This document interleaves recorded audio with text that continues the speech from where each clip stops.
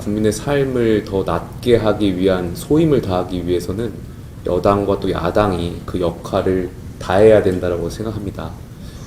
야당의 역할은 국민의 관점에서 정부가 추진하려고 하는 정책들에 대한 근본적 한계를 지적하는 것일 수 있겠고요. 또 여당의 역할은 정부가 성공하기 위해서 끊임없이 정부와 야당과의 대화를 통해서 합의점을 찾아 나가는 거라고 생각이 듭니다.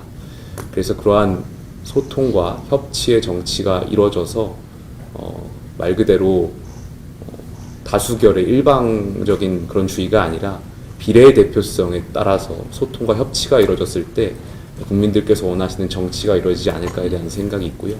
이재명 정부가 올바른 정책을 추진하고 또 국민을 통합하기 위한 노력을 한다면 국민의힘도 적극적으로 협력하겠다는 말씀을 드리겠습니다.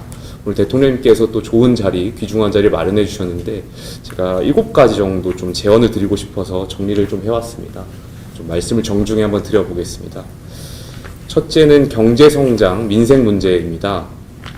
국민의힘은 지난 문재인 정부의 소득주도 성장이 현 정부에서 재정주도 성장으로 재현되지 않기를 정부 여당에 요청하고 싶습니다.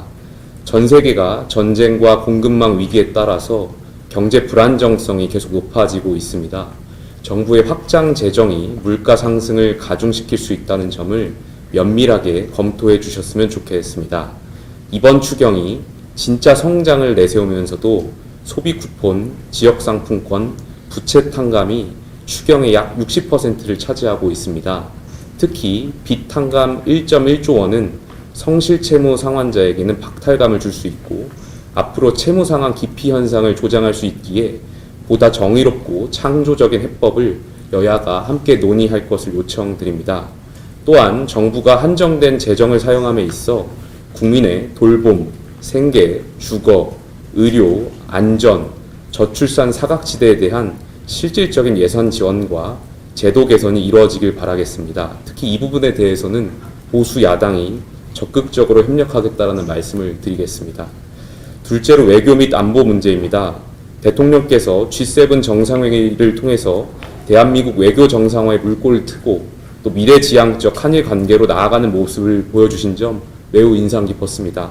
동시에 한미 정상회담이 조속히 성사되어 동맹을 강화하고 관세 문제 등 양국 간 불안정성이 조기에 해소되기를 기대하겠습니다. 외교와 안보는 국가의 미래를 결정짓는 중요한 사안이기 때문에 초당적인 협력이 절실히 필요합니다.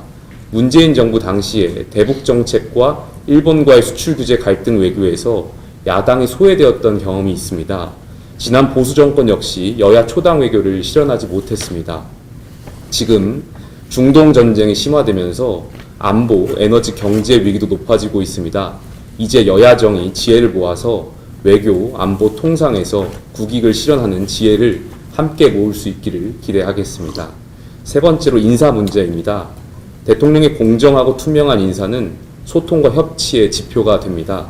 정권마다 되풀이되는 인사청문회 파행을 시정하기 위해서 합리적인 제도와 관행 마련이 시급합니다. 정부 여당에서 문재인 정부 때 인사 5대 원칙과 같은 원칙을 제시하고 국회에서 먼저 합의하는 방안을 검토해 주시기 바라겠습니다. 국민의 눈높이에 맞는 인사 기준을 여야가 합의해서 이에 맞는 인사가 추천되어 원만하게 인사청문회가 진행되는 것이 국민들께서 원하시는 모습이라고 생각합니다. 넷째로 사법부의 독립 문제입니다. 대통령님께서 공직선거법이나 재판중지법 등 민주당의 대통령 재판 관련 입법 추진에 제동을 거신 것은 다행이라고 생각합니다. 사법부의 독립과 모든 국민은 법 앞에 평등하다는 헌법 가치, 민주공화국을 유지시키는 핵심 기둥입니다. 대통령께서 앞으로도 대통령의 재판과 관련된 입법은 없을 것이며 대통령의 재임 전 진행 중인 재판 진행 여부에 대해서는 사법부의 헌법 해석에 전적으로 맡긴다는 것, 그리고 만약에 사법부가 재판을 연기한다면 임기가 끝나고 재판을 받겠다는 것을 약속해 주신다면 민주공화국의 헌법 정신을 국민들께서 체감하는데 크게 기여할 것이라고 생각이 듭니다. 다섯째는 국가개혁 과제입니다. 연금, 의료, 노동, 교육개혁 등 중요한 개혁 과제가 산적해 있습니다. 전 정부가 이러한 개혁을 시도했지만 여러 가지 이유로 실현되지 못했습니다. 특히 지금 국회에서 연금개혁특위에서 연금구조개혁 논의에 진전을 보이지 못하고 있고 의료개혁의 실패로 전공의와 의대생들의 현장 복귀는 계속 지연되어 국민들의 고통이 해소되지 못합니다. 이 문제에 대해서 대통령께서 구조적인 개혁 과제에 대한 명확한 방향을 제시해 주시면 국민의힘도 적극적으로 논의에 참여하겠습니다. 여섯 번째는 서울 부동산 대책입니다. 지금 서울 부동산 가격 급등으로 많은 서울 시민과 국민들께서 매우 불안해하고 계십니다. 진보 정권이 들어서면 집값이 급등한다는 한간의 이야기가 이번에는 반복되지 않기를 간절히 바라겠습니다. 공공임대주택 등의 공급 확대에 대해서는 동의하지만 집값 상승을 잡기에는 분명히 한계가 존재할 거라고 생각이 듭니다. 신속하게 실수요자 중심으로 대출과 수요를 조절 관리하면서 중장기적인 공급 대책도 반드시 병행되어야 할 것입니다. 마지막으로 국가 시스템 개혁입니다. 그 중에서 검찰과 법원 시스템은 국가기구의 근간을 이루는 사항으로서 이에 대한 큰 개혁은 마땅히 7공화국 개헌 논의 속에서 담아내야 할 부분이라고 생각이 듭니다. 또한 7공화국이 6공화국과 확연히 달라야 하는 핵심 가치는 저는 개인적으로 국민 통합이라고 생각합니다. 민주화를 이루었지만 적대적 진영 간의 불안정한 타협체제였던 6공화국을 넘어서 7공화국으로 가는 개헌에서는 지금처럼 지역과 이념이 결합되는 적대적 진영 정치를 극복할 수 있는 정치제도와 선거제도의 개혁 논의가 함께 이루어져야 한다고 생각합니다. 오늘 이 자리가 국가의 방향을 함께 수기하는 협치의 장이 되기를 바라겠습니다.